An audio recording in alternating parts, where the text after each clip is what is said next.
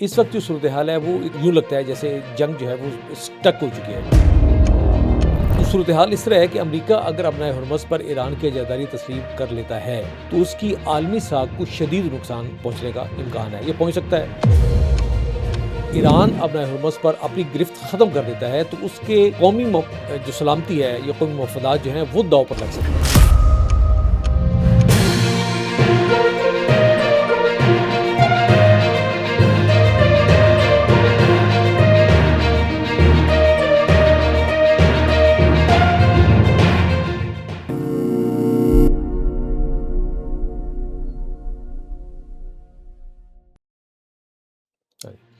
السلام علیکم، the last رن کے پلیٹ فارم سے آپ کی خدمت میں حاضر ہیں۔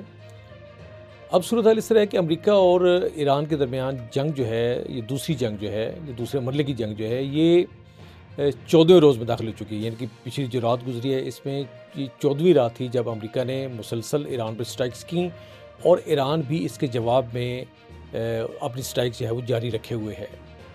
تو صورتحال اب یہ ہے کہ مذاکرات کی باتیں بھی ہو رہی ہیں، 10 روزہ جو ہے وہ ایک اس کی سیز فائر کی بات بھی ہو رہی ہے، پس پردہ ہو رہی ہے، اور یہ اس کے نتائج ابھی تک جو واضح نہیں ہے، نہ ہی اس کے ابھی ڈائنامکس کی بات چلی ہے یا معلوم ہوئی ہے کہ اس کے ڈائنامکس کیا ہیں، کون اس پہ رول پلے کر رہا ہے، اور اس وقت جو ہے اس کی سچویشن کیا ہے، اور وہ کتنا جلد جو ہے وہ ایسا کوئی عمل جو ہے وہ سامنے آ سکتا ہے۔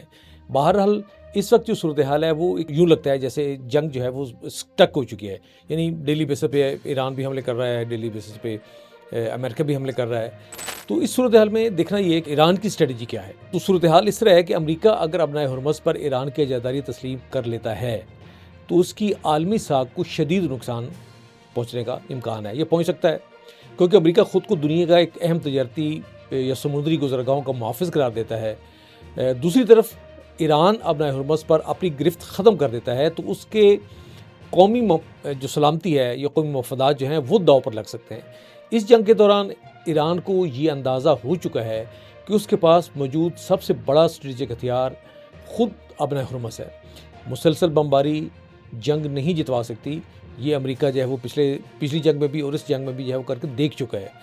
امریکہ کے پاس بظاہر ایک راستہ یہ ہے کہ وہ اپنی فوج اتار کر اہم جزیرے پر قبضہ کر لے، جس کی بہت ساری خبریں انٹرنیشنل میڈیا میں، امریکن میڈیا میں بھی جو ہے وہ مسلسل آ رہی ہیں، جس میں تجزیہ نگار بھی تجزیہ دے رہے ہیں کہ وہ تجزیہ نگار جو امریکن حکومت کے قریب ہیں۔ البتہ ایسے تجزیہ نگاروں کی بھی کمی نہیں ہے جو امریکہ کو اس بیوقوفی کرنے سے منع کرنے پہ جو ہے وہ بار بار زور دے رہے ہیں۔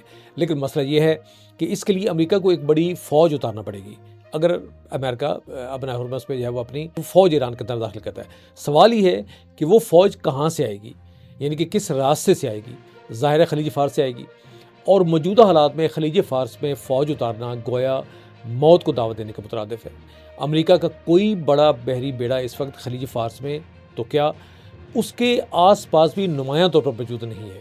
دوسرا طریقہ یہ ہو سکتا ہے کہ چھوٹی بحری جہازوں کے ذریعے سے فوج اتاری جائے، لیکن چھوٹے جہازوں کو ساحل کے قریب اور نسبتاً کم بلندی پر کارروائی کرنا ہوگی۔ ایران کی نگرانی اور میزائل صلاحیتوں کے سامنے ایسی کسی بھی کارروائی کو محفوظ رکھنا انتہائی مشکل ہوگا۔ ایران نے جس جنگ کی تیاری کی ہے اسے عسکری اصطلاح میں اسیمیٹرکل وارفیئر یعنی غیر متوازن جنگ کہا جاتا ہے۔ ایران نے اس حکمت عملی پر کئی دہائیوں تک کام کیا ہے۔ اس حکمت عملی کا بنیادی مقصد یہ ہے کہ دشمن کے لیے جنگ کو انتہائی مہنگا بنا دی جائے۔ یعنی ایران اور امریکہ کی اگر آپ جائزہ لیں ملٹری صلاحیتوں کا، تو امریکہ ایک سپر پاور ہے، اس کے پاس بہت سے وسائل ہیں اور ایران کے اس طرح وسائل نہیں ہیں۔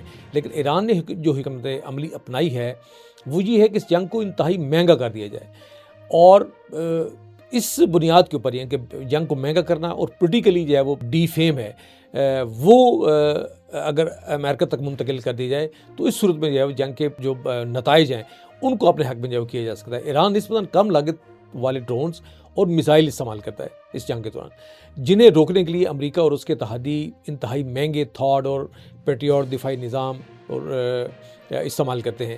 امریکی تجزیہ کاروں کے مطابق ان دفاعی نظاموں کے ذخائر میں بھی جو ہے وہ لامحدود نہیں ہیں، بہت محدود ہیں، اور ابھی ان جنگ کے دوران ان کے استعمال کی وجہ سے ان کی تعداد جو ہے اور بھی کم ہو گئی ہے۔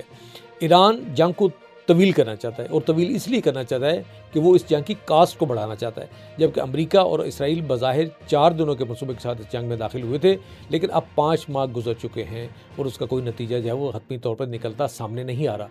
ایران کی دوسری اہم حکمت عملی یہ ہے کہ جنگ کو مکمل طور پر مرکزی کمانڈ کے تابع نہ رکھا جائے۔ عراق کی فوج چند ہی دنوں میں کیوں بکھر گئی تھی؟ اس لیے کہ اس کی ایک بڑی وجہ انتہائی مرکزی کمانڈ سٹرکچر تھا۔ مرکزی قیادت ختم ہوتے ہی پورا نظام جو مفلوج ہو گیا۔ ایران نے اس کمزوری سے یہ سبق سیکھا ہے کہ اگر اس کی مرکزی کمانڈ کو نقصان بھی پہنچتا ہے تو پوری فوج کے فوری طور پر تحلیل ہونے کا امکان جو ہے وہ بہت کم ہو جاتا ہے، کیونکہ اس کا کمانڈ سسٹم نسبتاً غیر مرکزی ہے، اور 31 صوبے جو ہیں وہ کمانڈرز اپنے محاذوں پر آزادانہ طور پر کارروائی جاری رکھ سکتے ہیں۔ بہرحال جنگ اس وقت ایک خطرناک تعطل کا شکار ہے۔ امریکہ کے لیے پیچھے ہٹنا عالمی ساکھ کا مسئلہ ہے، جبکہ ایران کے لیے اپنے ہرمز پر اپنی گرفت ختم کرنا یا کمزور کرنا قومی سلامتی کا مسئلہ بن چکا ہے۔ ایران اس وقت بھی جو ہے وہ اپنے ہرمز میں گزرنے کی کوشش کرنے والے ہر جہاز کو نشانہ بنا رہا ہے۔ کل بھی پچھلی رات بھی اس نے ایک امریکن جہاز کو نشانہ بنایا ہے۔ اس لیے اس وقت جنگ سے نکلنے کا کوئی آسان راستہ کسی کے پاس نظر نہیں آتا۔ جنگ سٹک ہو چکی ہے، اور یہ کب تک سٹک رہتی ہے اور کب تک جو ہے وہ اسی طرح صورتحال رہتی ہے اور جنگ جاری رہتی ہے اسی انداز میں، یہ وقت بتائے گا۔ البتہ اس کی کاسٹ جو ہے وہ ایران کی نسبت امریکہ کو زیادہ ادا کرنے پڑ رہی ہے۔ مجھے اجازت دیجیے، اللہ حافظ۔ یہ چینل دیکھتے رہیں اور اس چینل کو سبسکرائب کریں، کمنٹ باکس میں کمنٹ کریں اور اس چینل کو لائک کریں، تاکہ اس طرح کے نظریات آپ کی خدمت میں پیش کیے جاتے رہیں، اس چینل سے جڑے رہیں۔ مجھے اجازت دیجیے، اللہ حافظ۔